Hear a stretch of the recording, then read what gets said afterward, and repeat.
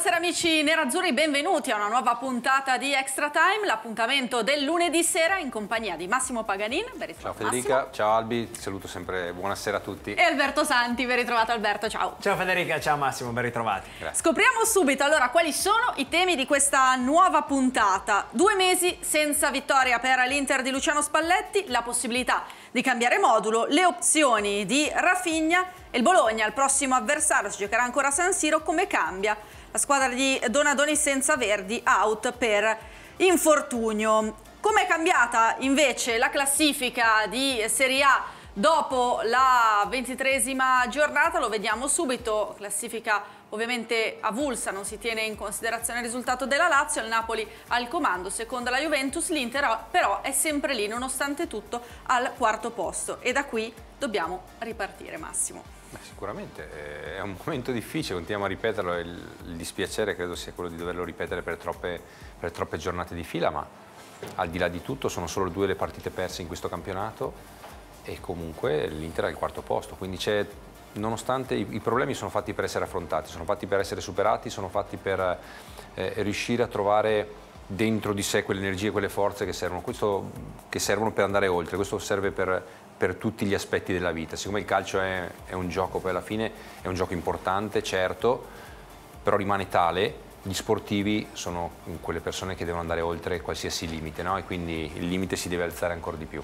Quello che deve succedere in questo momento è una reazione, perché la squadra, logicamente vista nelle ultime 2 gare, non è la squadra ovviamente che ci si aspetta possa competere per un obiettivo così importante che è la Champions League.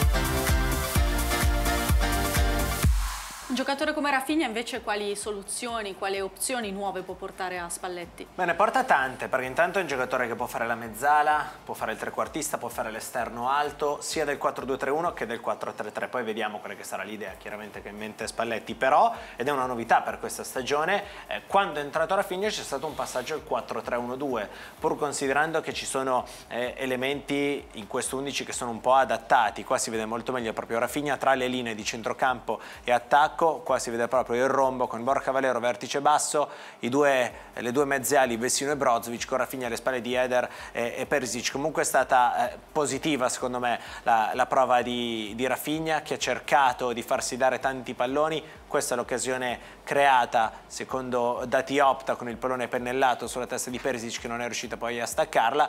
Però l'unica volta poi, e qua forse possiamo tornare anche un po' al discorso di prima, questa è stata l'unica volta in cui c'è stato uno scambio un po' veloce al limite dell'area di rigore, su un pallone recuperato, strappato con grinta, poi appoggio destro, movimento con Eder che qua finisce in fuorigioco. Però cosa fa? Attaccando alla profondità, i difensori sono costretti in parte a seguirlo, si abbassano con lui, a quel punto c'è spazio per Rafinha di andare al tiro, poi c'è la posizione di fuorigioco che diventa attiva di Eder perché si abbassa.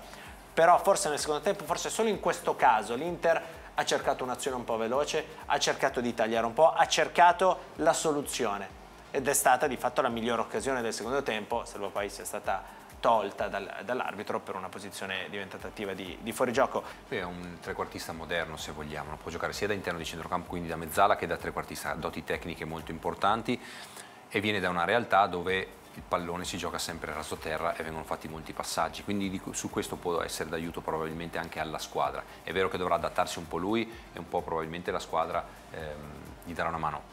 Come giustamente sottolineavi, si inserisce all'interno di un contesto, di un gruppo di lavoro e soprattutto non ha ancora i 90 minuti sulle gambe e di conseguenza non è ancora in grado, secondo me, di giocare dal primo minuto. Però entrando a partita in corso, secondo me può dare una grossa mano e cambiare anche quello che è l'aspetto della squadra, proprio perché la sua posizione diventa una posizione, diciamo così, più a ridosso della prima punta. Torniamo al Bologna, come gioca la squadra di Donadoni? Ho detto prima, gioca con un 4-3-3 o un 4-3-1-2, quindi questo è il tema tattico, dipende da quelli che sono i giocatori che scendono in campo. Se gioca con Di Francesco come esterno, anche Krejci che può giocare come esterno, quindi può giocare con 2 esterni molto alti e una prima punta che solitamente è Mattia Destro oppure è Rodrigo Palacio. Adesso ultimamente ha variato, ha cambiato, però diciamo così che è più prima punta destro piuttosto che Palacio. Un centrocampo a 3, solitamente Pulgar, il vertice basso, colui che gioca davanti alla difesa, e gli interni di centrocampo possono variare, possono essere Poli e Donsà, o Donsà, può giocare anche Gemali, in questo caso che l'hanno acquistato da poco, può essere uno di quei giocatori che è in grado di giocare anche da interno di centrocampo perché è cresciuto molto ed è maturato molto. Dietro concede tanto il Bologna perché è una squadra molto disattenta che concede tanto alla squadra avversaria, perciò diciamo di questo dovrebbe poter approfittare l'Inter perché ha dei giocatori che stanno crescendo. Lo stesso Masina è un giocatore che ha 24 anni, quindi è un giocatore che sta facendo un percorso di crescita, però spesso commettono delle disattenzioni, consentono alla squadra avversaria di poter calciare verso la loro porta, tant'è vero insomma che i gol subiti cominciano ad essere tanti per ciò che riguarda il Bologna.